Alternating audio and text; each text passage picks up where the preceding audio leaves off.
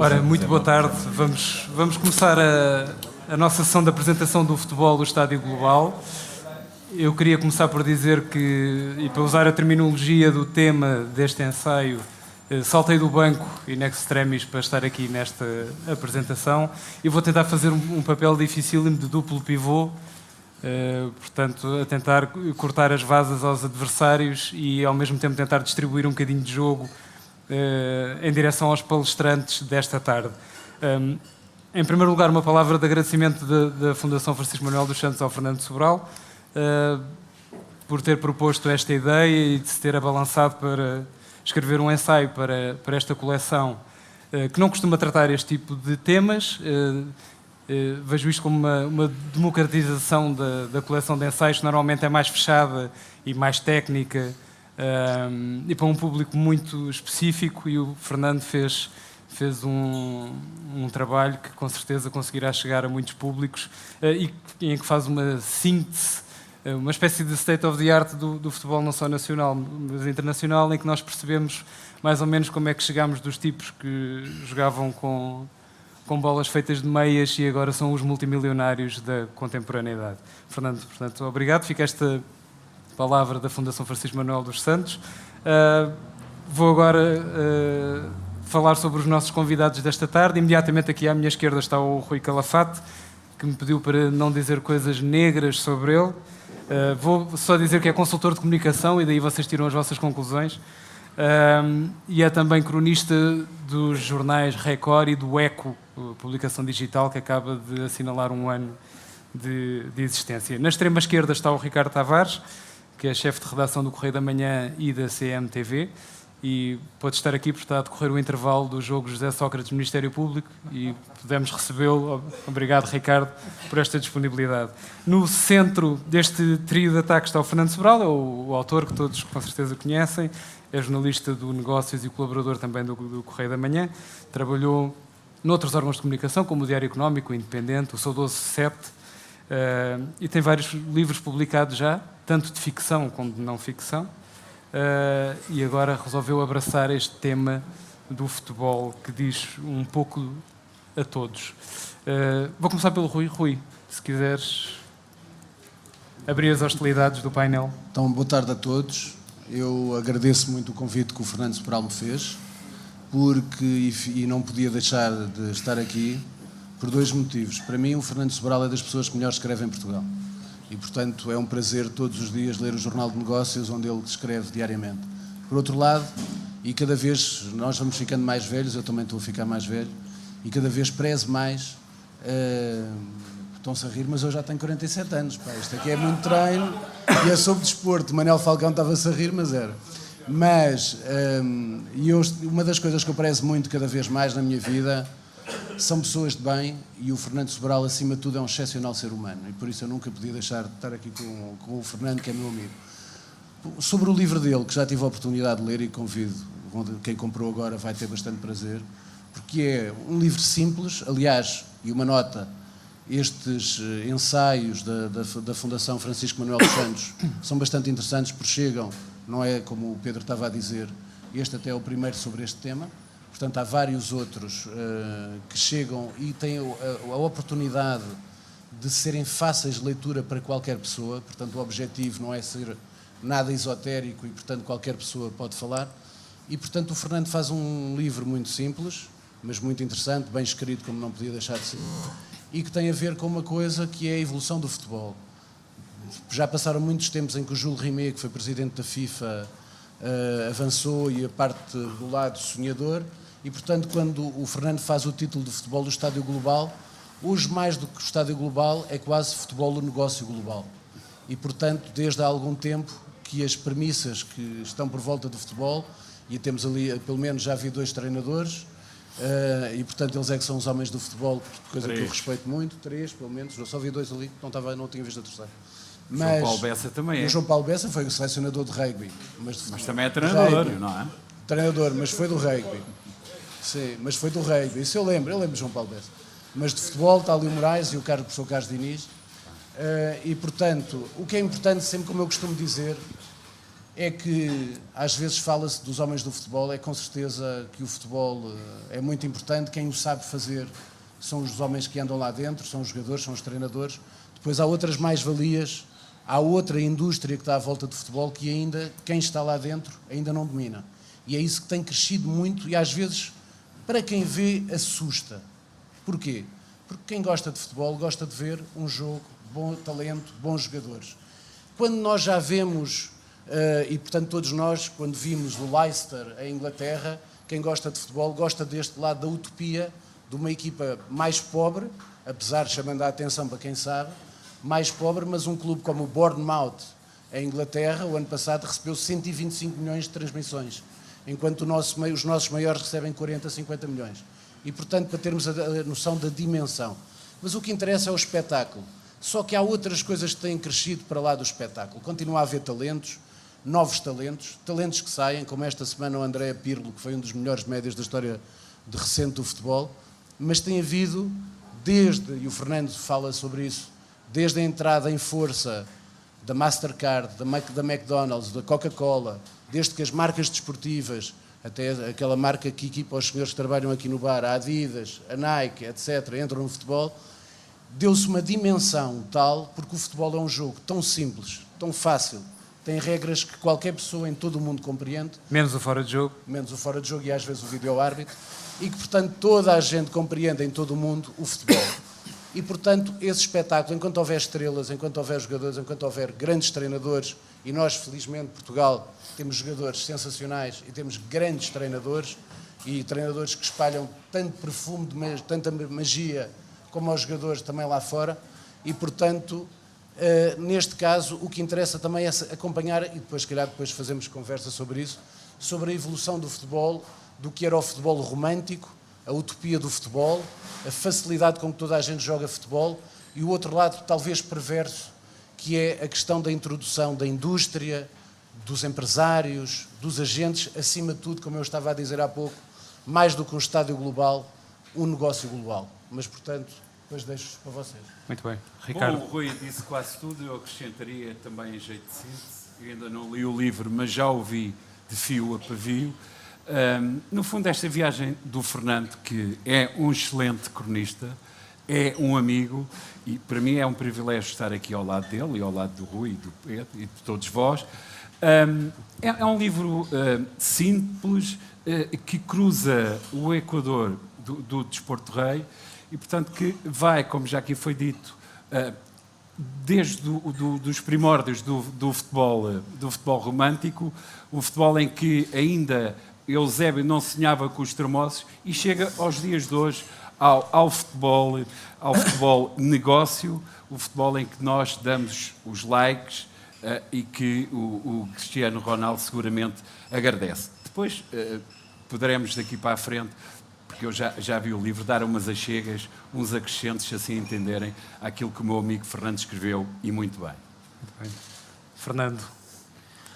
Bem, eu basicamente, depois já podemos falar um bocadinho sobre todas estas coisas do futebol, mas queria agradecer basicamente a várias pessoas, desde logo ao João Villa-Lobos, que me motivou a escrever o livro, ao António Araújo, que não está aqui presente porque teve assuntos mais, digamos, institucionais para resolver, e que aceitou a ideia da Fundação editar um livro sobre futebol, que era um tema que exatamente não fazia parte, digamos, daquilo que à partida seria as suas margens de edição. E queria agradecer também ao Pedro por ter-se disponibilizado para estar aqui, e claro ao Rui Calafato e ao Ricardo Tavares, porque convidei-os para virem aqui também trocar os seus conhecimentos sobre futebol connosco, e eu acho que para mim é uma alegria exatamente estar rodeado destas pessoas e ter feito também este livro. Mas acho que agora podemos depois passar à conversa. Ao ataque, muito bem. Eu vou começar ao ataque, Fernando, precisamente retirando uma frase do livro que me deixou espantado, acho que o adjetivo é esse, e que diz qualquer coisa do género, logo nas primeiras páginas, que o futebol existe para estar ao serviço dos adeptos. E isto é uma coisa que sinceramente me espantou. O futebol existe para estar ao serviço dos adeptos ou existe para estar ao serviço da Mastercard, da Adidas que veste os moços aqui do bar? O futebol existe em função de quem, afinal? O futebol existe em função dos adeptos. Sem os adeptos o futebol não fazia sentido. Desde o início são os adeptos que fazem toda a lógica do futebol. A emoção passa por eles. Se não existirem adeptos, temos um jogo fechado. Para quem? Para as marcas? Portanto, é preciso os adeptos. A questão é que, a partir de certa altura, os adeptos foram começar, nas últimas décadas, os adeptos foram identificados como consumidores, não é? E os clubes de futebol deixaram de ser, muitas vezes, dos adeptos para passarem a ser de proprietários e existirem em função das receitas, existirem em função dos interesses televisivos, existirem em função daquilo que muitas vezes nós chamamos de empresários e que eu costumo designar mais como comissionistas. E houve essa evolução, mas no fundo o futebol continua a ser a alegria do povo. Foi feito foi feito pelo povo, digamos assim, era o povo o povo no sentido que nós possamos dar mais democrático do termo, que o jogava e que o via. Era uma coisa fácil, era uma coisa simples, era uma coisa barata, e hoje, pronto, continua a ser fundamental a existência de adeptos, porque se não existirem adeptos consumidores, o futebol não faz sentido, até porque toda a evolução e todo o crescimento do futebol a nível global faz-se para conquistar mercados de adeptos, não é? E de consumidores. Mas ele continua a ser a coisa mais simples do mundo e a coisa mais emocional do mundo. Nós vemos que é uma coisa transversal a todas as etnias, a todas as classes sociais, a todas as idades, mesmo a todos os sexos. Nós vemos a coisa hoje mais fabulosa que é, chegamos aos Estados Unidos e temos neste momento mais mulheres a jogar futebol do que homens. Não é? Até pela lógica um bocado sociocultural dos Estados Unidos, em que o futebol americano é o desporto dos homens. Não é?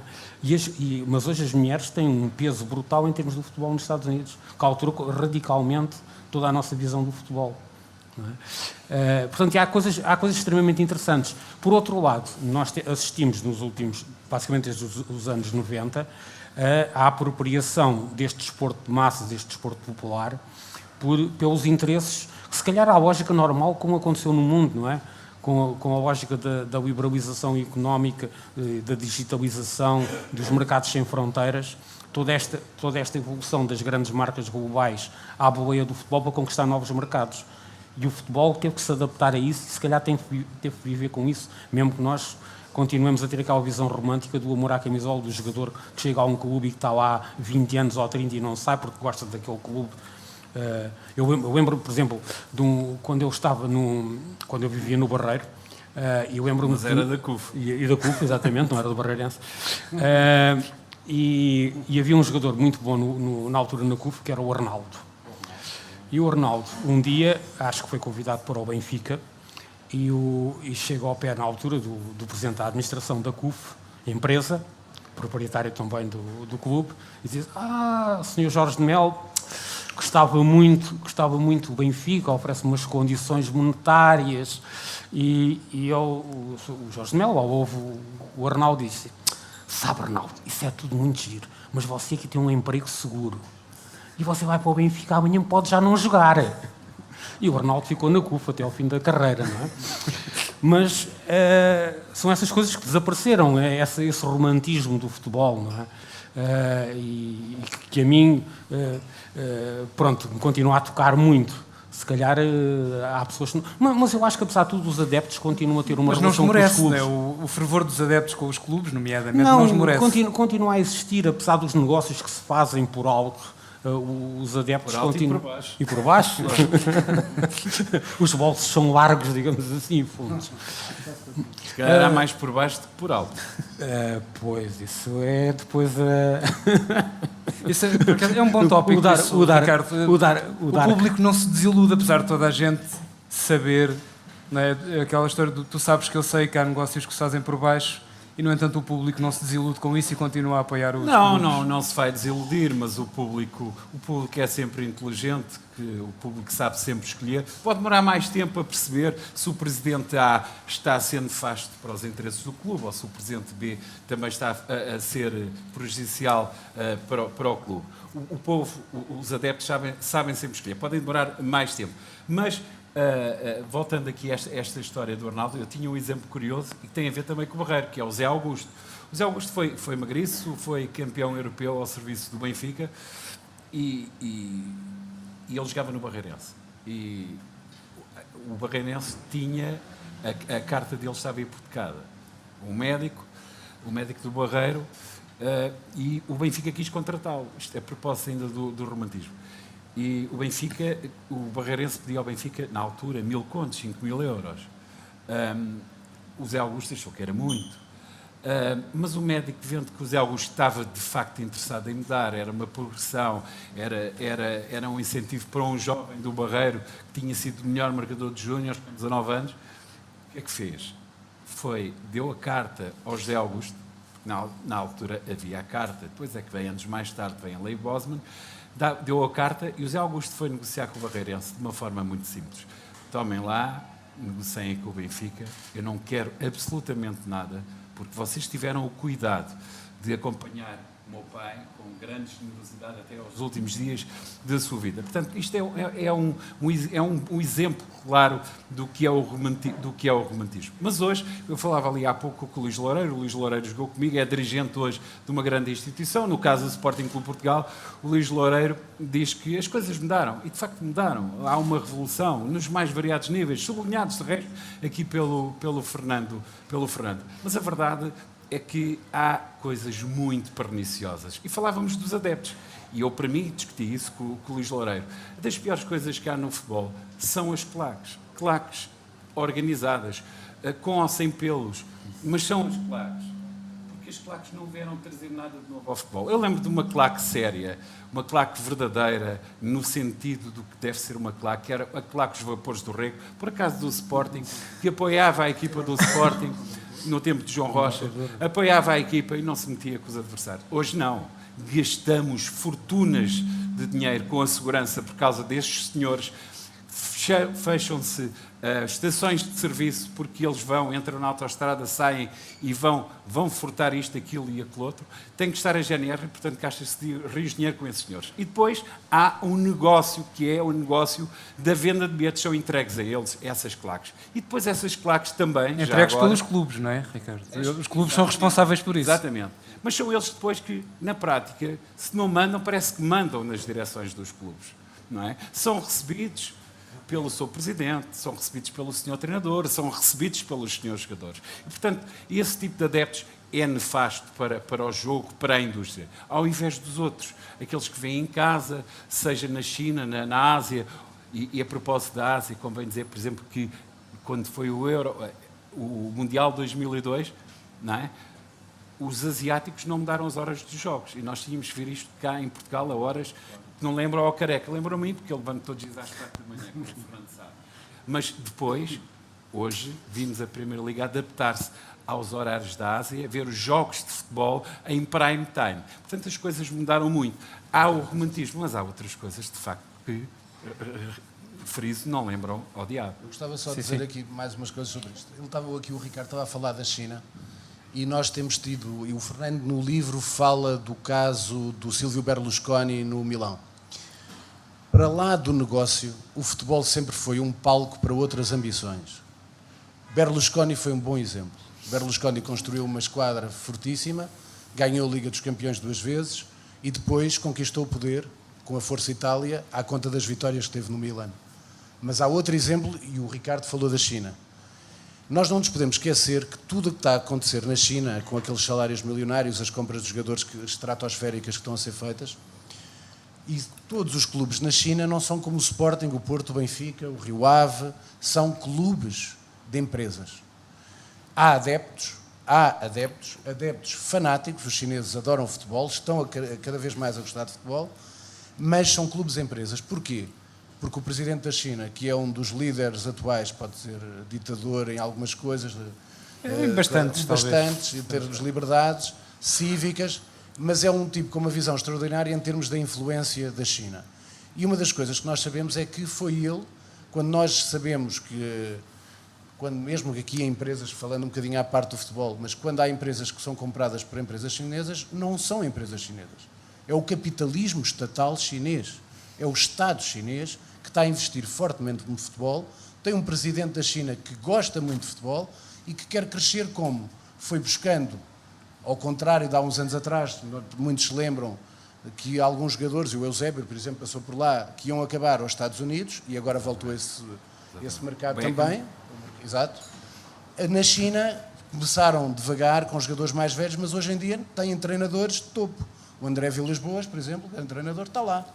O Scolari está lá. E estão jogadores, não estão jogadores no seu zénite de carreira, estão jogadores ainda no topo de carreira, que estão a ir às suas seleções. Recordo, uma das últimas aquisições do Barcelona foi o Paulinho, que foram buscar à China. Portanto, é um jogador que está no topo das suas potencialidades. Portanto, há coisas, nós há bocado falámos dos negócios, e agarrando na pergunta que o Pedro fez ao Fernando, os adeptos são sempre a base da modalidade. Vou dar um exemplo, eu gosto muito de snooker. Se o snooker tivesse 150 mil sócios, neste momento mais o Luís está ali, já vai em quantos? 170 no Sporting, no nosso clube? Sócios, quantos? Está quase. Mais de 150 mil sócios. Se o snooker tivesse, e é uma surpresa, o snooker, houve agora o European Masters esta semana, que teve 80 milhões de espectadores na Europa. E não era num país que seja uma pátria do snooker, porque o snooker está nas Ilhas Britânicas e tem grandes jogadores na China e na zona Hong Kong, etc. E, portanto, o futebol, a base disto, das empresas entrarem, é porque há adeptos. Quando os estádios estiverem vazios, vai haver menos receitas. A partir de haver menos receitas, há menos gente que frequenta e compra camisolas, gente que compra outros materiais ligados ao desporto. Portanto, se não houver adeptos, a base do futebol é, primeiro, a simplicidade da criação do jogo que toda a gente entende em qualquer parte do mundo, o amor de quem joga 11 contra 11, ou quando nós todos éramos crianças, jogávamos na rua ou na praia, portanto, todos amamos o futebol. Depois é a construção de um clube que tem adeptos, e os adeptos são fundamentais porque dão a massa para que depois as grandes empresas apareçam por lá. E daí também outros interesses, e depois o Ricardo há pouco falou das compras e das vendas por baixo da mesa, por alto, mas também há lavagem de dinheiro, claro. Há fenómenos sinistros como as apostas ilícitas, já tivemos cheirinhos dessas coisas em Portugal. Eu não gosto muito de ver, por exemplo, com todo o respeito, nós queremos investimento estrangeiro em Portugal, mas temos que ver de onde vem esse investimento, de onde vem esse dinheiro. Se não houver claridade, se não houver transparência de onde vem esse dinheiro, é um risco. Já tivemos 2 jogos suspensos em apostas o ano passado em Portugal.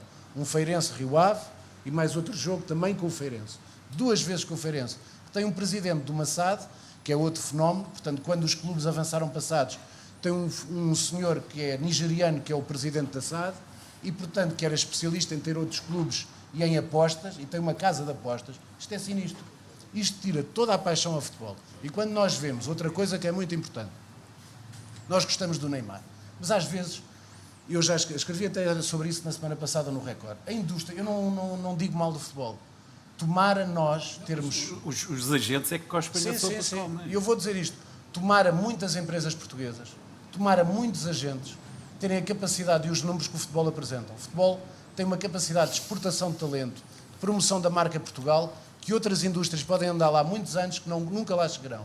Agora, tem outros fatores perniciosos, para lá dos dinheiros, que eu considero esta questão das apostas, esta questão de dinheiros que não se sabe muito bem quem são às vezes os donos das SADs, e depois, sobretudo, as pessoas não podem perder a paixão. E a paixão perde-se quando se gasta 200 milhões no Neymar, por muito excepcional que seja de jogador, e o Mourinho até dizia, tudo ok, e em Inglaterra vai começar a crescer a loucura. E viu-se, o Neymar foi foi comprado, arrematado por 200 milhões. Uma semana depois, um jogador banal, que é o Sigurdsson, foi para o Everton por 50 milhões de euros. Onde é que vale 50 milhões de euros? E é um grande jogador, mas não vale 50 milhões de euros. Aliás, a minha pergunta era, vale um homem 100 milhões de euros? E, portanto, quando nós vemos que a tal massa de adeptos, onde a grande maioria da massa de adeptos tem salários mínimos. Deixas-me dar Força, uma chega a propósito dos asiáticos. O Peter Lim, que sabem quem é o homem do Valência, e é o homem que tem os direitos do Cristiano Ronaldo. Portanto, depois há este tipo de negócios estranhos, escuros, que não demonstram transparência e faz que as pessoas fiquem de pé atrás. O Cristiano Ronaldo é do Real Madrid, não é? E o Peter Lim tem os interesses dele centrados no Valência. Portanto, vão-se defrontar. Depois há estas coisas estranhas, falaste de transferência. O Mbappé. Quer dizer, o Mbappé do Mónaco, campeão, vai longe na Liga dos Campeões ou na Champions League e depois é emprestado ao concorrente direto, ao adversário. Isto é tudo estranho. As pessoas têm deixado de acreditar nisto, não é? Eu tenho um episódio para partilhar convosco e que é uma pista também para uma pergunta. Eu há uns tempos entrevistei um escritor inglês que ganhou o Booker Prize, o Howard Jacobson, e o Howard Jacobson é judeu, e a dada altura da conversa veio a questão o futebol, porque é um fanático do futebol, como qualquer bom britânico. E o Howard Jacobson é do Manchester City, embora seja um tipo já com os seus 60 e muitos anos. E compra bilhete para ir à bola, não? E eu perguntei-lhe, mas Howard, mas do City, mas porquê? E ele disse, porque todos os judeus em Manchester, e há muitos judeus em Manchester, eram adeptos do City porque o City perdia sempre, e como os judeus gostam de queixar-se, a gente ia para casa chorar. Vinhamos do estádio e, portanto, era o clube ideal para nós, para a gente se poder martirizar na nossa condição judaica e etc. Mas é um tipo, francamente, desapontado, apesar do City ter sido campeão há poucos anos, está a perder a ligação e deixou de ir ao estádio. Isto pode acontecer a uma escala mais geral, Fernando. Pode acontecer, porque exatamente pode haver esse corte a partir do momento que os adeptos comecem a perceber que nada daquilo corresponde a eles, à sua lógica de emoção. Portanto, a partir do momento que eles veem que aquilo é tudo só negócios, que é tudo só coisas que ultrapassam a lógica... Ou seja, imagina, o presidente que compra o clube e que faz os negócios está ali como podia estar no clube rival ao lado, não é? Portanto, tem que haver uma identificação, apesar de tudo. Aliás, não há por acaso que o Peter Lim é sistematicamente posto em causa no Valência. Porque os adeptos sentem que aquele presidente podia ser do presidente do Valência como podia ser do Atlético de Madrid ou do que quer que seja, não é? Portanto, e isso acaba por criar alguma revolta que, como o futebol é uma coisa muito emocional, pode acontecer em bola de neve, muito rápida. De um momento para o outro. Já se viu em alguns clubes, nomeadamente britânicos, basta lembrarmos que quando o Manchester United foi comprado pelos americanos, a família Glazer, o Manchester United foi comprado dentro de uma lógica comercial que nada tinha a ver com o futebol. Não é? E aquilo, a primeira coisa que eles começaram a fazer foi logo aumentar os preços dos bilhetes, não sei o quê, vender jogadores, comprar uns jogadores assim um bocadinho mais baratos, e os adeptos começaram todos a dizer, mas o que é que se passa? Grande confusão. A única coisa que sustentou aquilo foi o Alex Ferguson, na altura que era treinador do Manchester, e conseguiu ser ali um bocado o polícia militar entre os adeptos e a administração, até que a administração percebeu que aquilo tinha que abrir um bocadinho as torneiras e não podia ser só para empochar dinheiro, não é? Portanto, mas isso pode acontecer com muita facilidade. Aliás, há um episódio curioso relatado no livro que tem a ver com os adeptos do Liverpool. Exatamente. Fizeram um protesto em que saíram em massa durante um jogo. Exatamente, isso pode acontecer. E eu penso que é assim, o problema é que nós estamos a ter, digamos, duas placas tectónicas a chocarem. Por um lado, a evolução para uma lógica de indústria e, por outro lado, essa base emocional dos adeptos, não das claques, mas os adeptos normais, digamos assim. E isso vai-se chocando. Eu, por acaso, há dias, recebi uma coisa que me fez assim acender as luzes todas. Recebi um relatório da DBRS. A DBRS, quer dizer, a maior parte das pessoas sabem quem é, mas é uma agência de rating que manteve Portugal preso por arames. Foi a única agência de rating que manteve Portugal por arames na altura da Troika. O relatório da DBRS era sobre futebol. E eu achei aquilo coisa estranha. O que é que a DBRS está aqui a divagar sobre futebol? Foi uma coisa de há poucos dias. E então, a DBRS, pela primeira vez, vem fazer uma análise do fenómeno futebolístico. sobre os clubes mais ricos e tal, há cita umas coisas, e vem a falar de como é que os clubes de futebol podem ser sustentáveis. Ou seja, quer-me parecer que isto vai ser o primeiro passo para as agências de rating começarem a dar notas aos clubes. Mas, quer dizer, isto pode parecer piada, mas eu cheira-me que é o primeiro passo. Porque é uma área de negócio em que eles estão a ver milhões e milhões e milhões e milhões e milhões, não é? E imaginemos nós que daqui a uns anos, não muitos, Fitch, DBRS, a Standard & Poor's, chegam ao Benfica, ao Sporting e ao Porto e dizem assim: estes senhores têm rating lixo. E agora? O dinheirinho, quer dizer, tendo em consideração, nós olhando para as contas dos principais clubes portugueses, se entrarem numa fase dessas, os bancos não emprestam, como é que aquilo vai ser? Portanto, e isto é há poucos dias, e foi assim daquelas coisas que eu fiquei, bem, isto vai haver aqui mais uma revolução na área do futebol. E estamos a caminhar para isso. A história do Neymar, curiosamente, é uma coisa que nós podemos falar, porque a compra do Neymar é uma compra política, não foi uma compra económica. A compra do Neymar acontece porque eles, se for preciso, tinham gasto 500 milhões de euros na compra do Neymar. Era indiferente. A compra do Neymar é feita pelo Paris Saint-Germain, que é pertença do fundo de investimento do Qatar. O Qatar, naquela altura, estava, e ainda está, sobre o bloqueio da Arábia Saudita, dos aliados da Arábia Saudita. E o Qatar sempre tem utilizado, apesar de ser um país muito pequeno, tem utilizado basicamente os meios de comunicação social, quer a Al Jazeera, quer o controle dos direitos de desporto, de transmissão desportiva do futebol para os países árabes, pelos canais ligados à Al Jazeera, e que aquilo tem uma audiência exponencial em todos os países árabes, mesmo naqueles que o futebol é uma coisa não sagrada, não é? Portanto, e aquilo foi uma forma de eles mostrarem a sua força face à Arábia Saudita e aos outros países, não é? Portanto, o jogo do Neymar é um jogo político-económico, digamos assim. Mas isto pronto, no fundo, nós olhamos para o Neymar e tudo isso, eu às vezes lembro-me de uma história muito engraçada, que é o Alan Hudson, foi um jogador do Chelsea nos anos 70, que era um portento, digamos assim. E o Hudson, uma vez, portanto, logo no início da década de 70, é convidado, é convocado para fazer parte da seleção de sub-23 inglesa. E o Hudson diz: não vou. Então, mas não vai, isto não é não querer ir, não é? Sabe, é que no mesmo dia eu vou redecorar a minha casa, portanto eu não posso ir. Hoje é inimaginável isso poder acontecer, não é? Um jogador dizer assim: vou redecorar a minha casa, não posso ir à seleção. Já não há lugar para a extravagância. Fala-se no livro do George Best, fala-se do episódio do Vítor Batista à procura do brinco. Exato. Isso está completamente arredado. Um jogador que assim já não triunfa. Eu acho que o último caso de uma coisa... Quer dizer, os jogadores agora põem tatuagens, não é? Que é a forma um bocado de rebeldia. Agora já não é rebeldia, porque aquilo tornou-se uma moda. Já toda a gente faz, portanto, é só ver quem é que tem mais tatuagens. Mas...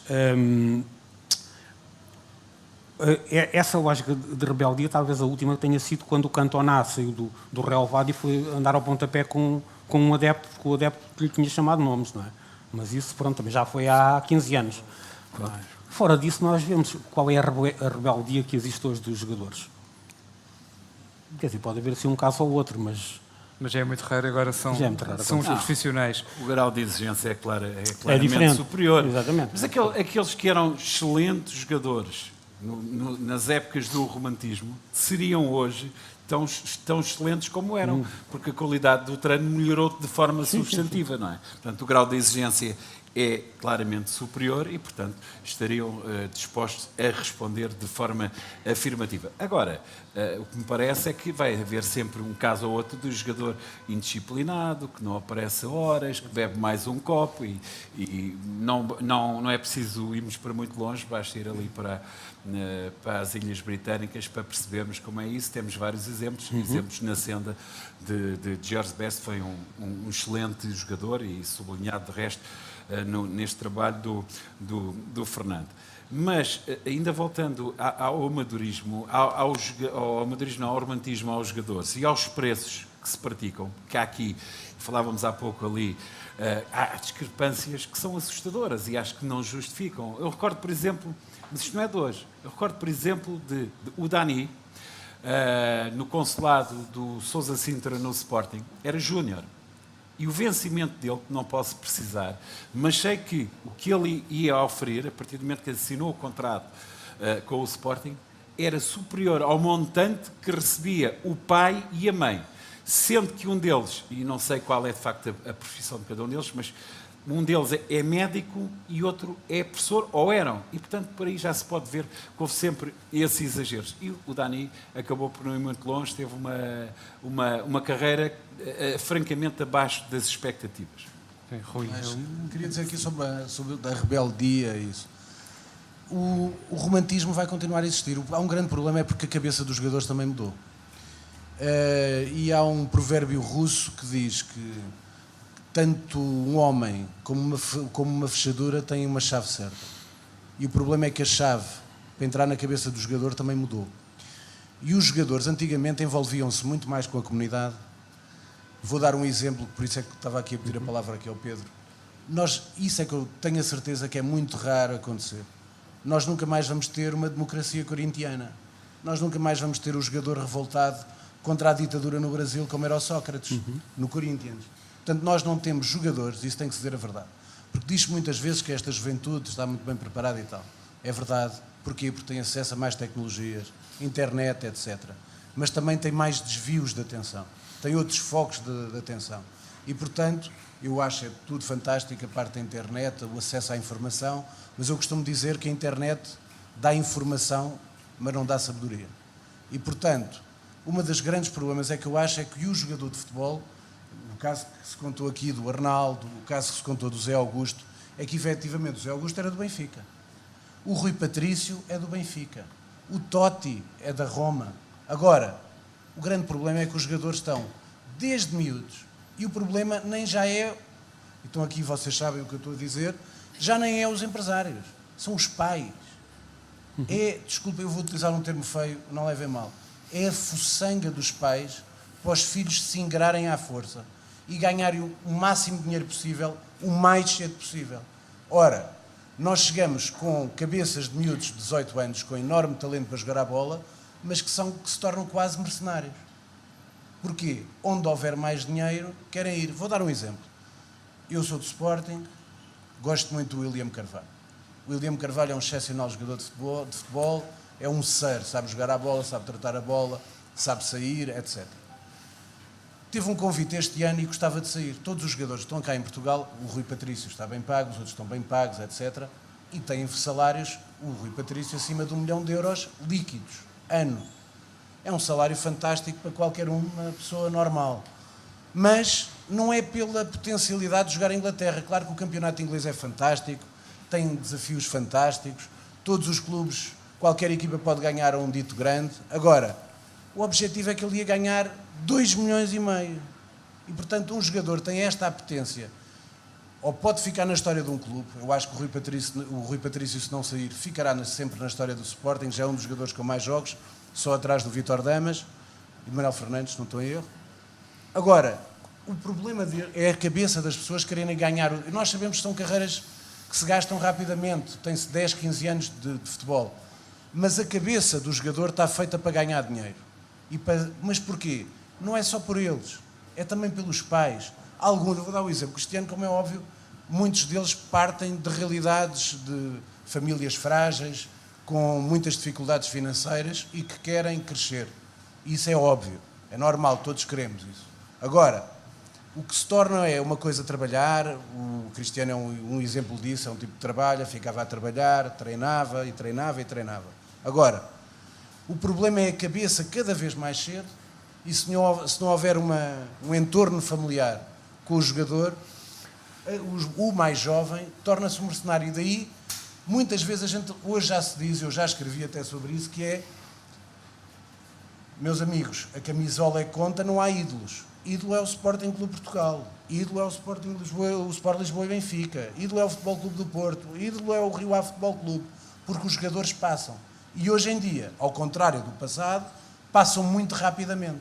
São muito raros os casos em que estão 10 anos num clube. Bem, alguns até são contratados, assinam e nem Claro, passam, e nem entram. nem Alguns passam nem pela entram. luz. Agora, Ou para outros clubes. há uma grande... Porque, qual é a diferença? E isto é que é a realidade do futebol. É que a paixão está sempre no adepto. O jogador gosta de jogar futebol, mas o jogador nem sempre está à parte. Nós sabemos de casos de sportinguistas que jogaram no Benfica, isso não tem a ver com o amor à camisola. Jogam porque também tiveram condições, se calhar o Benfica teve um scouting melhor e escolheu para jogar ali e o Sporting não o descobriu. No entanto, há cada vez mais a preocupação de se arranjar, de se fazer o contrato o melhor possível. Portanto, quando eu vejo, com todo o respeito, empresários que há muito sérios, e Portugal tem bons empresários de futebol, mas depois a gente vê, é sempre, vou dar um caso, que para mim é um daqueles casos, quando aparece aquele senhor, já sei que há confusão, no clube onde houver. Cátio Baldé. Com todo o respeito pelo senhor, nem conheço o senhor de lado nenhum. É o problema do Bruma, depois já era o problema de outro jogador jovem no Benfica e tal. Portanto, aparecem, onde é como em tudo na vida. Também há consultores de comunicação bons e outros um bocado vigaristas. Também há políticos fantásticos e de grande bondade humana e perfeitamente crápulas. Aliás, o Nelson de Rodrigues tem agora o livro finalmente editado em Portugal, O Anjo Pornográfico, e tem uma das frases mais maravilhosas, ele era um construtor de frases fabuloso, e que dizia, olha, há muitos políticos que são escroques perfumadíssimos. E, portanto, é um tipo perfumadíssimo, com uma boa gravata, isso aí acrescentou ao Nelson de Rodrigues, eu costumo dizer, quanto melhor o fato, maior o vigarista. Oh, Rui, mas também, vigarista. desculpa, também há esses Não, bem... não é Não, o fato também há, do também há fato do esses Ricardo. bem engravatados que, Sim, que estão no topo e depois começamos a ver problemas de fiscalidade. Ricardo Carvalho, José Mourinho. Portanto, isso toca a todos. Também é democrático nesse capítulo. É uma coisa que tende a ser democrática, de facto. Deixa-me só sim, desculpem, claro, acrescentar uma coisa. Porque está ali um ex-adjunto do Zé Mourinho, que é um ídolo para mim, portanto, Não, o ídolo é o Sporting. Não, o meu ídolo é o Sporting, depois os jogadores passam. Mas queria dizer uma coisa, é que o lado que nós falámos dos adeptos e isso tem a ver com a irracionalidade do futebol. O futebol é irracional. Nós temos, na política, eu faço campanhas políticas, o João Paulo Bessa também já fez, para lá do rugby, trabalhou em campanhas políticas, eu sei, com o João Soares, etc, etc. E, portanto, eu com outra área também, mas também já com o PS. Mas tem a ver uma coisa que é o seguinte, é que na política e noutras áreas, o homem que criou o George W. Bush, que nunca foi um portento de inteligência, do W. Bush, o filho, não é o pai é um homem sério. O filho era um homem que se chamava, era um tipo que é um spin doctor chamado Karl Rove. E o Karl Rove costumava ter na war room dele, tinha uma frase que era prever muito e improvisar pouco. Noutras áreas a estratégia, o planeamento estratégico de um treinador é bom, mas imagine que tem uma lesão 5 minutos depois. Imagine que se gasta 100 milhões no jogador e o jogador no primeiro treino tem uma ruptura e não joga durante 6 meses. E, portanto, no futebol, para lá destes fatores imponderáveis, ainda há um fator fundamental no futebol. É que o futebol é totalmente irracional. O futebol não é racional. Porquê? Porque deriva da paixão dos adeptos. E enquanto houver paixão dos adeptos, vai haver futebol. Quando matarem a paixão por dinheiros, por apostas ilegais, etc., aí pode acabar o futebol. Nunca acabará, mas acabará a paixão pelo futebol. No nosso caso em particular, isto é uma pergunta para os três, se quiserem pegar nela. No nosso caso português em particular, nós gostamos francamente do jogo ou gostamos das coisas que estão à volta do jogo? Eu acho que em Portugal não se gosta de desporto. Acho que em Portugal não se gosta também do futebol. Em Portugal gosta-se do Benfica, gosta-se do Sporting e gosta-se do Porto. Em Portugal não há cultura desportiva. E esse é um problema de fundo. E, portanto, isso vai dar na tal irracionalidade que fala o Rui. Porque esse é um dos graves problemas do futebol. Porque eu acho que o futebol não deve ser irracional. Há paixão, e eu não confundo a paixão com irracionalidade. Agora, é evidente que, por vezes, cometemos exageros. E exageros que não têm mal nenhum em algumas circunstâncias. Eu recordo, por exemplo, porque já o escrevi, o Marcos Mendes falou-se em política. O grande sonho do Marcos Mendes, quando fosse grande, era ir um dia dirigir a equipa do Benfica para o banco de futebol. Era um sonho do Marcos Mendes. E, portanto, eu acho que o futebol não deve, à semelhança das outras modalidades, não deve ser irracional. Acho que sim, que deve haver muita paixão. E, portanto, se não há a razão, se a paixão se sobrepõe, o jogo acaba por ser mau, as equipas acabam por não render, o treinador não vai delinear a estratégia adequada, o jogador não sabe cumprir. Portanto, eu acho que a irracionalidade é uma coisa que não casa com o futebol. Agora, há exemplos extremos de irracionalidade. Não podemos considerar que todos os que gravitam em torno do futebol são irracionais. Fernando, nós gostamos de bola ou não? Ou gostamos de falar Não, de não, vídeo eu acho árbitro? De forma diferente, atenção. Eu acho que o Ricardo tem toda a razão, que é, imaginemos, uma conversa como nós estamos aqui agora a ter sobre futebol, era uma coisa que não tinha cabimento quase nas televisões portuguesas, onde se discute o Benfica, o Sporting e o Porto, tudo de preferência com um pau, não é? Para ver quem é que grita mais, não é? E quem é que sofre mais. Portanto, é exatamente essa diferença entre gostar de futebol ou gostar de desporto e gostar só dos clubes e só vermos os clubes, que é um problema, e depois não se faz análises transversais do que quer que seja. Eu lembro-me de há uns anos, chamemos-lhe o privilégio. Pronto, podemos chamar o privilégio. Ter estado algumas horas a falar com um senhor chamado Alastair Campbell, que foi conselheiro de comunicação do Tony Blair, na Grã-Bretanha. E o Alastair Campbell, fanático do futebol, uma coisa do outro mundo. Exatamente. Fanático do Newcastle. Completamente louco. E o Alastair Campbell, que era conhecido por quando um jornalista escrevia alguma coisa mal do Tony Blair, telefonava e dizia assim: eu vou aí e parte das mãos. Mas pronto, à parte de ser... E o tamanho dele era uma coisa que metia respeito. Se fosse cá, é parte da cara. Exatamente. Mas o Alastair Campbell contava uma história muito engraçada, que era, ele, nos momentos, muitas vezes, de crise, estava o Alastair, estava o Peter Mandelson, que era o príncipe das trevas do Tony Blair, o Tony Blair, e então eles convocavam uma outra pessoa, que era o Alex Ferguson. E o Alex Ferguson, que era também ligado ao Labour, de escocês, tanta tradição trabalhista mesmo, ia lá Mesmo dar a sério, ao contrário do Tony Blair. Exatamente. E o Ferguson ia lá dar uma visão estratégica de como é que se podia resolver em situações de crise, porque ele estava habituado dentro do balneário ou dentro do relevado a resolver situações de crise, como teve com o Beckham, todas essas coisas, não é?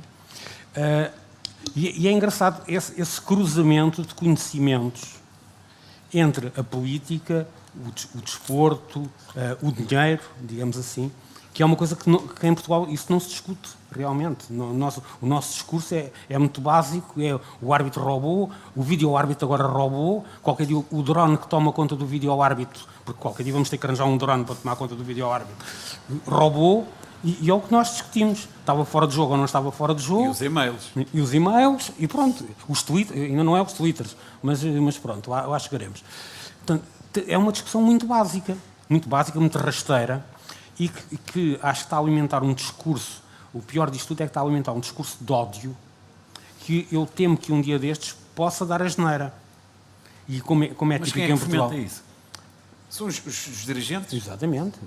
Os dirigentes é que fomentam isso? Exatamente. Pegas nos exemplos dos presidentes, não é preciso irmos muito longe, e percebemos isso facilmente. Vai o presidente do Benfica, na última Assembleia Geral, vai ser muito difícil encontrarem um camelo como eu. E vou poupar-vos às obscenidades preferidas pelo senhor. Mas vai ser difícil um camelo, utiliza esta expressão. Mas depois diz, na mesma Assembleia Geral, eu vou cá ficar muitos anos. Portanto, isto é de ir às lágrimas, ficamos todos muito comovidos, o indivíduo quer camelo e quer lá ficar. Depois ouvimos o seu presidente do Sporting. E, portanto, a partir daí é fácil que isso depois passe para as claques, passe para alguns adeptos que de facto não gostam de desporto, os tais adeptos que são, esses sim, irracionais, porque têm palas, não têm visão periférica e só veem aquilo e não veem mais nada. Queria acrescentar, isto tem a ver com uma coisa que já falaram, é a seguinte, os programas de televisão e etc. E eu acho que uma coisa muito importante que existe é que há uma péssima comunicação de todos os clubes em Portugal. Se há coisa que não há em Portugal é comunicação e estratégia de comunicação de nenhum dos clubes. E vou dizer uma coisa, está ali o Luís Loureiro, que é vice-presidente, depois pode dizer ao Nuno Saraiva que eu sou amigo do Nuno Saraiva, mas digo-lhe quando eu quiser. Porque eu não sou dos... Eu escrevo no Record, mas eu não recebo mails. E não... Nem cartilhas? Nem cartilhas, nem coisas, e escusam-me de tentar. Se alguém que tentasse, acho que lhe saía ao contrário. Mas o que se passa em Portugal é uma coisa lamentável. É lamentável porquê?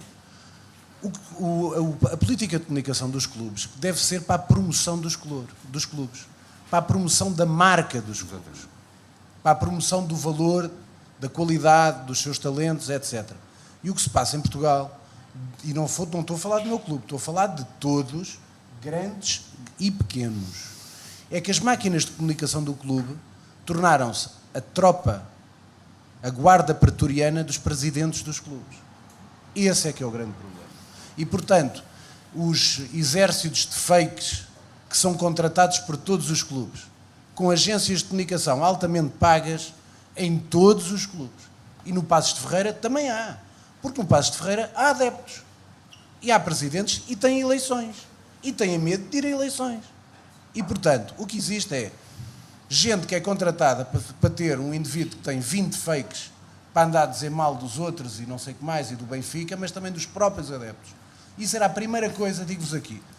Se o presidente do Sporting, do Benfica ou do Porto tivessem um pingo de abertura e de democracia, a primeira coisa que faziam é assim: olha, meus amigos, fakes pagos pelo meu clube acabou. É que acabou e é já. Porquê? A comunicação de um clube, como a comunicação de uma empresa, eu trabalho com empresas, a comunicação é para projetar o melhor das empresas. A comunicação não é para aguentar o António Mexia como presidente lá, não é para aguentar a presidente da instituição da Fundação Gulbenkian, a Isabel Mota, não é para lá estar o Pedro Santana Lopes, etc. Porquê? Porque eles têm mandatos limitados. Porque o António Mexia, em breve, se calhar vai sair. Quando os chineses se chatearem, ou quando o António Costa se chatear, sai. Um provedor da Santa Casa da Misericórdia tem um mandato, até saiu por sua própria vontade. Um presidente de Câmara, que é outra coisa que eu tenho que falar também. Porquê é que só no futebol há cargos vitalícios e eternos? Porquê é que não há limitação de mandatos como na política? É porque quem está no poder muito tempo, o poder atrai corrupção, o poder atrai nepotismo, o poder atrai tudo o pior que há à volta do poder. E, portanto, e até outra coisa, amolece as pessoas, tira a força. Quando uma pessoa chega de novo a algum sítio, tem mais vontade, tem mais genica para fazer. Se está lá 10 anos, já chega a uma altura, já conhece tudo, pode querer ganhar muito, mas é assim. Porquê é que já pensaram nisso? Porquê é que não há limites de mandatos nos clubes de futebol? Porquê? Porque essa realidade existe cá, existe na Grécia, etc. Porque os senhores nunca ouviram falar, se eu vos perguntar quem é o presidente do Newcastle, ninguém sabe quem é. Quem souber quem é o presidente do Paris Saint-Germain, sabem. Mas os presidentes até dos principais clubes sabem quem é o diretor-geral. Na altura, quando o Manchester United do Alex Ferguson, toda a gente conhecia o Peter Kenyon, que era o diretor desportivo, mas ninguém sabia quem era o Martin Edwards, que era o presidente. E este é que é o grande problema. É porque aqui, eu tenho estado a ter esse cuidado no Record. Eu no Record eu comecei a escrever lá em julho, às sextas-feiras. Até agora ainda não escrevi uma linha sobre presidentes. E está aqui o desafio. Eu vou aguentar até dezembro. E tenho um título preparado que é: já repararam reticências. E nunca escrevi sobre um presidente. Porque quanto mais falar de presidentes, pior é. A realidade, a sanidade do futebol e do desporto tem a ver com o desporto em si. Eu estou marimbando, ainda por cima, qualquer dos três presidentes, eu conheço dois, só nunca falei com o Vieira, já falei com o Bruno e já falei com o Pinto da Costa, são figuras pouco interessantes, com todo o respeito. São pouco interessantes, eu quero lá saber o que é que um pensa de alguma coisa. Não quero saber. Portanto, se fossem figuras interessantes, se fosse um Borges Coutinho, se fosse um João Rocha, que mesmo assim era um empreiteiro e pedreiro, mas não, tinha outro mundo. Esse era o Fernando Martins. Portanto, também, mas o João Rocha também tinha as construções de Sociedade de Construções e Planeamento. Era e, portanto, mas pessoas com outro... O próprio Jorge de Brito, esqueci-me. O Jorge de Brito, colecionador de arte, um dos maiores colecionadores de arte do mas país. também não estavam lá pelos lindos olhos Mas do não clube. Claro, evidente. Agora, o que eu estou a dizer é protagonismo a mais dos dirigentes. Protagonismo. Porquê? Olha, estamos a assistir a isto agora na política. E tivemos 2 casos que depois irritam os jornalistas. Mas, no entanto, vão lá atrás com os microfones. Um senhor marca uma conferência de imprensa e depois diz, não têm direito a perguntas. Então o que é que lá vai fazer o jornalista? Obviamente. Portanto, isto não pode ser, tem que sair rapidamente. E no futebol a mesma coisa. E desculpem eu dizer, É verdade. e o Ricardo é de um jornal, coisa, é que uma vez o presidente do Sporting fez uma entrevista a três diretores na televisão do clube. E xingou os diretores. Uma espécie de entrevista. Uma espécie de entrevista. Xingou os diretores, isto não pode ser. Porque é assim, com certeza, os jornalistas, vão-me perguntar a mim, eu fui jornalista até 2001. Eu também sei que os jornalistas falham. Eu também sei como é que trabalham os jornalistas. Eu lido com jornalistas de várias áreas. E, portanto, há erros. Há coisas que eu não gosto também no jornalismo. Já vos disse há pouco, em todas as atividades, há bom e o mau. Agora, os jornalistas também têm que se fazer respeitar. Obviamente. E, portanto, uma das coisas que eles deviam aprender é que, e vocês têm, o Ricardo tem os números, primeiras páginas com presidentes vendem menos do que primeiras páginas com uma entrevista ao Mathieu, ao Seferovic, Obviamente. ou ao Abubakar. Porquê? O que as pessoas vão comprar não é ninguém que está... Epá, as pessoas estão-se marimbando para a entrevista do Filipe Vieira, Entrevista igual é uma força de todos expressão. os anos à bola no dia 1 de janeiro. Isso é uma força que é de expressão. igual todos os anos, nem é feita por ele, já se sabe. Portanto, isto é ridículo. E a culpa é dos jornalistas. É sim, senhor. Desculpem lá. É. E, portanto, há muitas coisas a melhorar à volta do futebol. Mas os jornalistas também têm a função de... Denunciar, Estou a denunciar e ajudar. Há bocado no Correio da Manhã estávamos precisamente a discutir isso, levantei esse problema do caso da chamada conferência de imprensa Claro. do Sr. Salgado. Os Do jornalistas... Salgado e o Rui Rio, dois casos Não, diferentes, mas política e economia. há uma ligeira diferença. É que o Rui Rio, e eu não estou a defendê-lo, não anunciou que era uma conferência. Não anunciou que era uma conferência de imprensa. Hoje sim foi anunciado que era uma conferência de imprensa. Mas a questão dos diretores de comunicação, noutros tempos em que os estádios enchiam e os estádios eram maiores, não havia diretores de comunicação e falávamos com os jogadores. E os estádios enchiam. Hoje não. Eu não percebi, sinceramente, o que é que veio acrescentar essa figura do diretor de comunicação ao Ricardo, futebol. permite só... Reparem numa coisa. Eu há bocado falei do futebol, da indústria. Eu sou do Sporting. Quando eu era miúdo, portanto, nós hoje vemos, já falei há pouco, da McDonald's, da Mastercard, da Yokohama no Chelsea, etc., no Chevrolet do Manchester United, etc. A primeira publicidade que eu me lembro no Sporting era... Da agência Belar. Não, era no banco de suplentes, restaurante madeirense, e davam um almoço a quem marcasse o segundo golo, nem era o primeiro. Não, e o Magriço era o primeiro. Pronto, epá, e o Magriço também era, que era o da curva, que já primeiro. fechou agora. Mas as coisas evoluíram. Agora, uma coisa que eu acho que considero perfeitamente inacreditável, com todo o respeito, porque é assim, como eu vos disse, conheço dois presidentes, eu sou amigo do Nuno Saraiva do Sporting e gosto muito do Nuno. E sou amigo também do Luís Bernardo, do Porto não conheço. Mas primeiras páginas de jornais desportivos com diretores de comunicação. No final do campeonato, por grande influência do diretor de comunicação, tudo bem. Agora, semana passada foi o Nuno. Há 2 semanas foi o Francisco Marques, também primeira página. Estou a falar até do Record, que é onde eu escrevo. Primeira página do Nuno Saraiva. Depois era o Francisco Marques. O Luís Bernardo deu uma entrevista à bola de 2 páginas ou 3 páginas. O João Gabriel era de 6 em 6 meses uma grande entrevista. Diretores de comunicação. Mas acham que um adepto vai comprar um jornal desportivo para ver o que é que o diretor de comunicação diz? Isto não faz sentido. E, portanto, enquanto não se perceber que estas figuras de diretores de comunicação, seja do futebol, seja da EDP, seja de outras empresas, o diretor de comunicação é para projetar a marca do clube. E mais, um diretor de comunicação é como um presidente.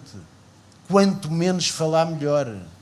É para atuar nas profundidades. Ele falou aqui do Peter... com os bons presidentes. Sim, aqui, ele falou há pouco do Peter... Ele falou do Alistair Campbell, que era o spin doctor do Tony Blair, e falou do Peter Mendelssohn, que era o príncipe das trevas, era um tipo genial, é o gajo mais genial. Há um documentário sobre o Peter Mendelssohn fabuloso, não sei se já está no Netflix, mas dava naquele canal da Sundance TV. Epá, mas estes tipos trabalham nas trevas, não trabalham a dar entrevistas. Eu não dou entrevistas, pá, era o que me falta. Acho que o João Vila Lobos sentiu-se melindrado com isso. Não, o João Vila Lobos, meu amigo e grande consultor de comunicação. Nós não estamos. Uma coisa é a minha intervenção no Sporting, ou eu escrever os artigos da opinião. Eu tinha um programa de televisão sobre futebol também num canal mais pequeno. Agora, Eu não estou a falar sobre os meus clientes, pá. Isto é ridículo. Portanto, um diretor de comunicação é para ajudar, é para promover marca, é para também alguma gestão de crise, quando há crises. Agora, não é para estar a falar em entrevistas. Todos os dias, agora com as redes sociais, um post no Facebook, um dá, outro responde. É um 31, não quero falar do Sócrates, mas é um 31 também de diretores de comunicação, pá. E, portanto, e depois vemos assim, está ali o Moraes. Ele que deu o exemplo dele. Em Inglaterra há diretores de comunicação a darem entrevistas, todos os dias. Não é para dar apoio ao jogador que vai falar à flash interview e diz, e indica, e diz ao treinador, olha, cuidado, que há esta perspectiva. Claro. É assim que se trabalha. São nos bastidores, não são figuras para aparecer. Figuras para aparecer é jogador, treinador. Para apoiar é o adepto. Para gerir, presidente. Para ajudar toda a equipa à volta do presidente, incluindo o diretor de comunicação. O problema disto tudo, está tudo errado em Portugal, quando se perde tempo a falar de quem não é protagonista, ou de quem não devia de ser protagonista. Porque há muita gente que vai para o futebol para se promover à conta de futebol. E falei há pouco, não estou a falar de nenhum exemplo, dei o exemplo do Berlusconi em Itália. Muitos exemplos. O Dr. Pedro Santana Lopes foi presidente do Sporting e... Por obra e graça de Sousa Sintra, não de Choças, convém esclarecer isso. Houve muitas pessoas que passaram pela política também, e etc. Valentim Loureiro. E que foram parar à política. Portanto, e não só em Portugal, noutros países. Agora, eu acho é que o futebol português tem imensa qualidade, tem grandes treinadores, nós vemos tantos exemplos, tem grandes jogadores de futebol, outra geração, já não é só o Cristiano Ronaldo, já temos grandes talentos, e sempre em formação, academias a trabalharem muito bem. Agora, temos tudo o que anda à volta do futebol. Desculpem dizer, é uma porcaria. Muito bem. Fica o ponto. Eu ia abrir precisamente alguma pergunta que venha da assistência para chegarmos ao final da sessão. Fazer um comentário para deixar uma cadeia aberta. Não li ainda o seu livro, mas é o único livro desportivo que eu comprei no São Carlos. Não tenho mais nenhum na minha enorme coleção o livro comprado no São Carlos. Portanto, é com essa que o seu livro foi comprado no São Carlos. Muito obrigado. Portanto, isto está a ser excelente. Estou a gostar muito e tenho aqui perspectivas muito, muito interessantes. Queria só chamar a atenção que por trás destas evidências todas que colocaram e que talvez os jornalistas também contribuam. Por não conhecerem, por não terem conhecimento, por não saberem, por não serem capazes, não conseguem virar a página destas coisas que estiveram a comentar. Por trás de tudo isto há uma realidade, digamos, escondida, que o adepto não sabe, que o adepto por enquanto mantém-se no jogo, enquanto admitir que não se importa de estar no faz de conta. Portanto, ele sabe que isto não anda bem assim, mas lá vamos, vestimos a camisola e lá vamos ao fim de semana. Mas há por trás um conhecimento, um desenvolvimento, uma inovação, uma constante procura de novas capacidades científicas que vão ajudar a toda a formatação do treino e todas essas coisas. Tudo isto está por trás do desporto em geral, que se sabe muito pouco, que não é transmitido pelos jornais.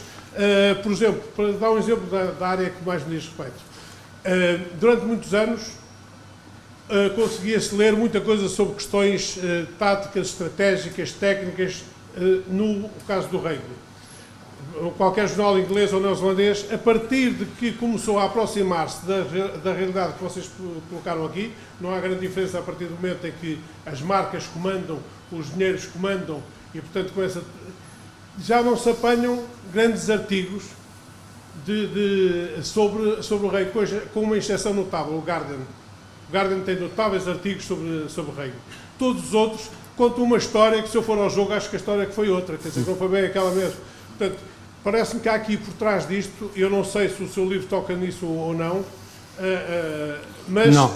Acho que os jornalistas deviam ter mais atenção a esta realidade que está por trás. Por exemplo, é preciso ser um jornal de Nova Iorque que diz que o Vítor Frade é a melhor cabeça pensante mundial do futebol, porque criou a periodização tática, que o José Mourinho usa, o Vilas Boas também, o Pep Guardiola também, e que agora o Eddie Jones do rugby, o treinador da seleção inglesa, veio dizer para os jornais que o futebol tem uma coisa que eu vou já aplicar aqui no rugby, e tem aplicado. Quando lhe pergunta como é que você ganha sempre os 20 minutos finais de jogos, porque usa uma coisa que os tipos de futebol chamam de periodização tática, que foi inventada aqui.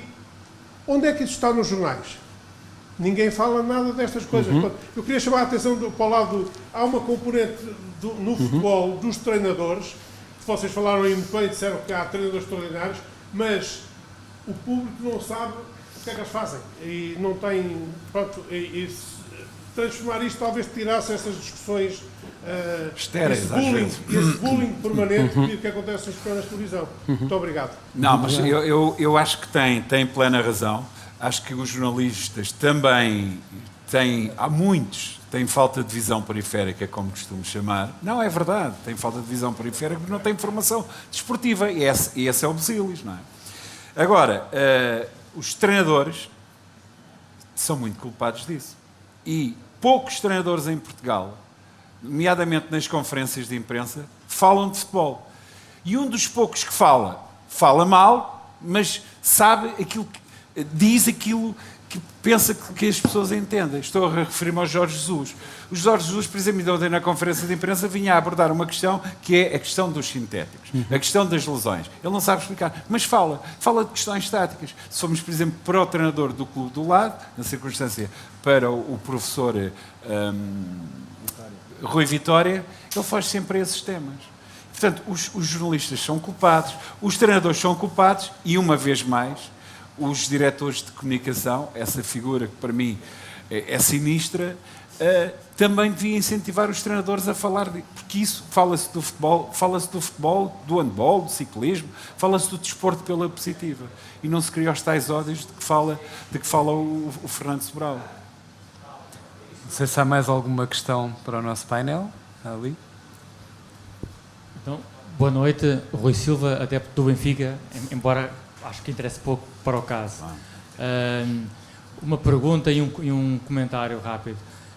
A pergunta é, há pouco acho que só foi o Ricardo que falou na questão das claques, que são das coisas que mais me entristece no futebol, ver o comportamento das claques. E eu queria saber a vossa opinião, porque é que acham que há tanta proteção dos clubes às suas próprias claques?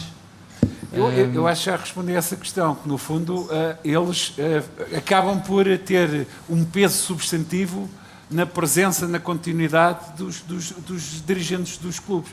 Isso, e o Rui também falou um pouco disso. Eles acabam por levar os dirigentes para os lugares em que se perpetuam, em alguns casos, e que é errado, e eu por acaso já escrevi há muitos anos sobre isso, o facto de haver, como há na política, limitação de mandatos. Porque depois assistimos a coisas perniciosas. É o Angel Vilar, que está há não sei quantos anos na Real Federação Espanhola, que acaba por ser detido. Sabe-se o que é que se passou com o edifício da FIFA que ruiu, não é? E, portanto, nós estamos habituados já a isso. E os exemplos que vêm de fora são mais fortes, porque têm outro peso, mas cá em Portugal já estamos habituados a isso. As claques... eu não sei disto, custa-me dizer, mas é verdade, são perniciosas, são um cancro do desporto. Boa noite a todos, vou tentar ser muito breve e aproveitar para felicitar todos os que estão aqui presentes e nomeadamente a iniciativa que foi hoje colocada aqui com o lançamento do livro do Fernando. Eu queria vos dizer que ao longo da minha vida profissional o meu maior esforço que fiz sempre e que me forcei muitas vezes a tentar consegui-lo é tentar ver as coisas com os olhos de hoje. Porque nós já temos alguma idade, nós já vemos muitas coisas para trás, nós já jogámos handball, nós já fizemos muita coisa na vida, estavam aqui alguns amigos meus, o Manuel Falcão esteve comigo na rádio, e sempre nos encontramos, nós que já temos alguma idade, temos sempre aquela sensação de quando nós tínhamos 20 anos que as coisas eram muito melhores e estamos sempre a analisá-las um bocadinho com o viés desse momento. E eu tento sempre fazer este esforço de tentar ver aos olhos de 2017. E até porque nós hoje temos muitas possibilidades, porque eu aprecio imenso o Fernando, nós conhecemos há muitos anos, eu sou um leitor compulsivo dele, mas nós não nos encontramos pessoalmente há muitos anos. E eu, quando vi o Rui falar neste encontro, eu disse, é o momento que eu tenho de ir mostrar ao Fernando que, apesar de nós não nos vermos pessoalmente, nós estamos ligados, porque hoje isso é possível. E eu vou-lhe dizer que tenho saudades dele, apesar de não estar há muito tempo presencialmente com ele. E isto vem tudo a dizer, porque nós temos que olhar o futebol um bocadinho aos olhos de hoje. E eu não sou tão pessimista quanto muitas vezes as pessoas da nossa idade, quando se reúnem, falam das coisas que entretanto surgiram para trás. Porque eu acho que nós temos um conjunto de melhorias que nós sentimos todos os dias. Nós, como o país, somos produtores de jogadores, de treinadores, temos uma indústria que tem florescido. Eu tenho lido nas coisas do Fernando esse equilíbrio, essa tentativa dele ler com os olhos de 2017. Mas nós todos também temos que mudar. Eu desde que estou no Sporting, eu tenho perdido amigos, porque eu tenho estado... Eu gosto antes dos jogos ir às relotes encontrar os meus amigos de sempre. E os meus amigos ainda veem o futebol com os olhos de 1980. Eu, como estou no Sporting, eu tenho que lhes arranjar bilhetes para o jogo. E nós, como temos uma política, que é a política de não damos bilhetes aos amigos, eu vejo os meus amigos gastarem 20 e tal euros nas cervejas e nas fifanas e não sei o quê, e não querem pagar um bilhete anticrise de 7 euros que nós temos lá, na bancada B. E, portanto, as pessoas sentem-se muito ofendidas porque eu não lhes ofereço um bilhete para o futebol. Portanto, este é os olhos de 1980 de quem está no meio das instituições, vai com certeza porque é o amigo e trazer esse bilhete. E, portanto, tudo isto mudou pelo facto de que a comunicação veio mudar tudo isto. O Rui tem toda a razão, porque ele, ainda por cima, para além de ser um bom especialista, ele acompanha as coisas com muita acuidade. Mas nós hoje temos uma realidade completamente diferente. Por exemplo, os meus alunos na área de comunicação muitas vezes perguntam: mas as pessoas de TVI que dirigem aquilo, como é que tem aquele programa que eles chamavam o Badalhocas on Top, que acho que é um Love on Top, ou não sei o quê. Como é que é possível fazer um programa daqueles? E eu tento explicar-lhes que hoje esta realidade dos consumos mediáticos, das audiências, de tudo isto, é que determina a nossa estrutura de programação de um canal de televisão. E, portanto, quando nós dizemos aqui o Presidente tem isto, faz isto, e por isso é que, do ponto de vista comunicacional, está errado, os diretores de comunicação estão errados, mas quem é que lhes dá voz? As pessoas funcionam no futebol como a espuma de polipropileno, vão ocupando o espaço que podem ocupar. E, portanto, quem dá palco para essas pessoas terem essa visibilidade... Eu, às vezes, vejo o meu Presidente em um sítio onde estão 20 pessoas e essas declarações num sítio que não tem relevância nenhuma de 20 pessoas estão plasmadas no dia seguinte nos média e não tem relevância nenhuma.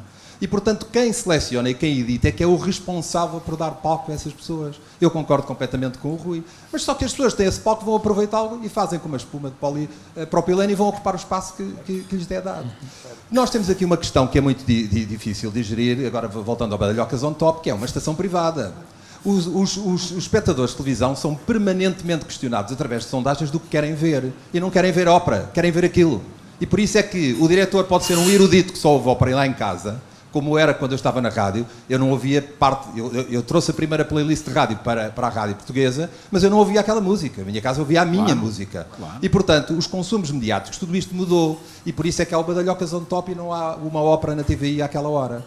O que há aqui que temos que pensar é que se o Serviço Público de Televisão não tem outras obrigações para ir ao encontro do Fernando Sobral, se calhar os programas do Serviço Público de Televisão não deviam ser Benfica, Sporting e Porto, deviam ser futebol em geral, como tu estavas a defender. Porque aquilo é um serviço que tem um outro objetivo.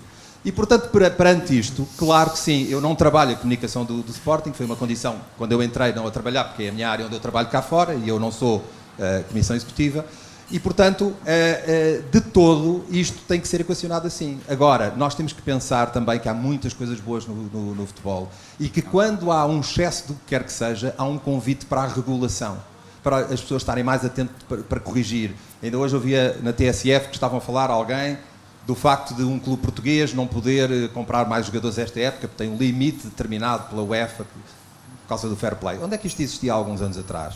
Onde é que existiam estes problemas que até estão a surgir também do ponto de vista da comunicação e já não se está a pensar maneiras de o poder resolver? Eu acho que temos crescido em muitas coisas. Eu tento ver com os olhos de 2017 e vou só fechar nas claques do Ricardo, que é... Eu vejo isso como as claques, aquilo que vai acontecendo em alguma juventude em geral. Porque de vez em quando dizem, mas claques, de vez em quando há umas pessoas que traficam droga. Eu nunca vi, mas se existem são poucos. Mas eu vou aqui dar uma volta no bairro Alto e em cada esquina perguntam-me se eu quero droga. Sim, claro, eles emanam da sociedade, cidade, não é? Ainda no outro dia um amigo meu, polícia, disse, mas tu estás muito preocupado com a violência no futebol?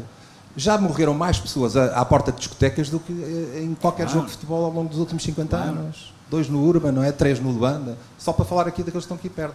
Portanto, muitas vezes nós pensamos que os clubes têm culpa e tudo. Claro que sim, que há algumas declarações que muitas vezes incendeiam. Mas há declarações que não são dos presidentes e que fazem capas de jornais que às vezes incendeiam mais.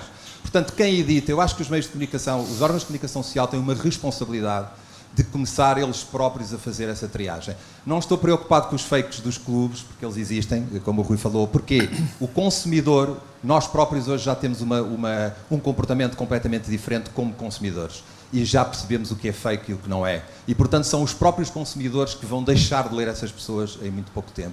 E isto é uma autorregulação que vai acontecendo. Portanto, eu não sou assim tão pessimista e desculpem ter tomado este tempo todo, felicitando o Fernando pelo livro dele. Muito bem, ficamos com uma nota positiva para encerrar, quem diria, depois de termos feito aqui de adeptos do futebol, também de alguma maneira. Obrigado, Rui, obrigado, Ricardo. Obrigado a Fernando, o autor deste livro e o pretexto pelo qual estamos aqui. A Fundação agradece ao Fernando esta disponibilidade e esta publicação que vem para ficar. E obrigado a todos os presentes e até à próxima. Obrigado.